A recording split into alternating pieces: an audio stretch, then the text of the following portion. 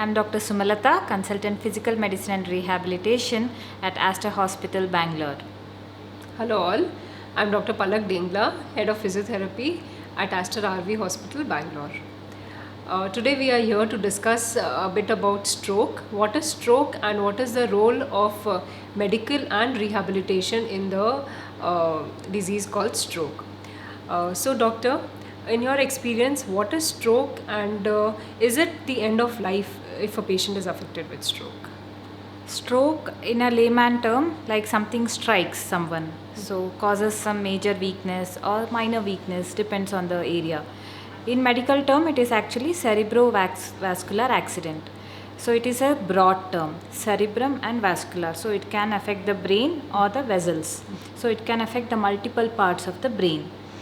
So depending on the area involved, it causes the mild to severe disability or the impairments in the patients. So when I say that, so it doesn't mean that mild people are going for the end of life or severe people is going for the end of life. Earlier it was like that. Now the technology has advanced and we are getting very good outputs from the early intervention in the stroke. So early intervention, I mean the medical aspect as well as the rehab aspect. So mild to severe when it happens or the impairments. So mild cases generally they do good with home-based treatment or no treatment at all. Moderate patients, they would need some assistance or guidance from the rehab team and they would still do better. So what my focus is on the severe patients who are bed-bound, who are severely affected with stroke. So they are actually in a comatose phase or just out of the comatose phase in a minimally conscious or vegetative state. So is that end of life? No, definitely no. So as a medical person, once the neurosurgical role or the neurologist role is done and the patient is hemodynamically stable, they get transferred under rehab and we start our journey with them.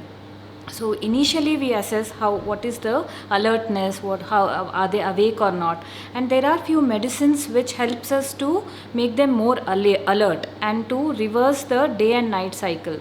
In comatose or the vegetative state patients, they would not know what is day, what is night, so they will be sleeping throughout.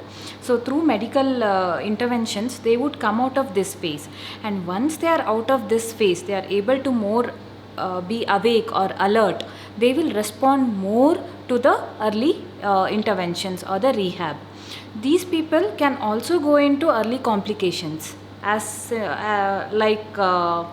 electrolyte imbalance or the building up of fluid in the brain called hydrocephalus. So all these signs have to be picked up clinically by examining them in detail, and these things can be done by the rehab or the physiatrist in the early phases and prevent any further complications, because any complication that happens takes a step back in their recovery process. So this affects the rehab. So as a medical person, we are here to see that there are no complications which develop in such patients. When I say early intervention or the early rehab part, I would like to ask Palak, like what is the role of early rehab, or what do you mean by early rehab when you have to say? Okay.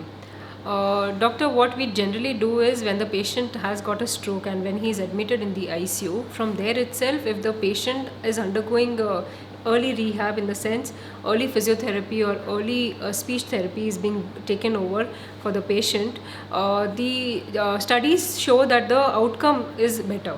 The functionality is better, neuroplasticity is better in the patient. What happens is when the patient is on the ventilator, he might land up into chest complications. He might have a lot of secretions accumulated in the chest. He might have pressure sores being developed, or he in the future when we start propping him up, mobilizing him, he might land up into a dislocated shoulder or a subluxed shoulder. So to avoid these complications in the patient, early intervention is very, very essential. For instance, I would say coma stimulation. Now if the patient is comatose, so we have occupational therapist who does even the coma stimulation part. Coma stimulation is nothing but the 5 senses of ours, we start stimulating them from outside. Now because stroke has affected the brain is no more the power center for the body, so it's no more helping the body to understand or perceive the environment.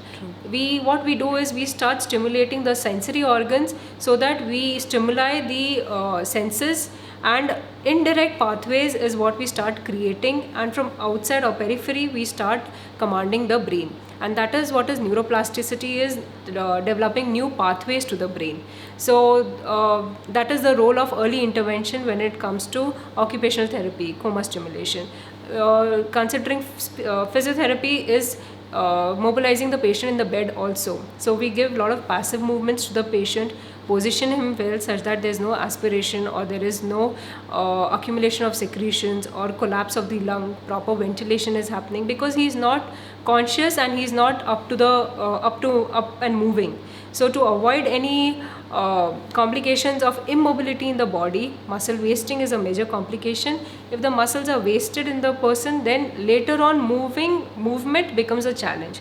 So to avoid these later complications, early rehab plays a very, very vital role. So that is why we recommend that if the person is on a continuous rehabilitation from the early 24 to 48 hours of stroke and he continues till he is almost independent. So our major aim in rehabilitating a stroke person is from dependency to independency. We want the person to be independent and not depend on the society for his daily living activities. So yes, there is a major role in early intervention when it comes to rehabilitation of stroke.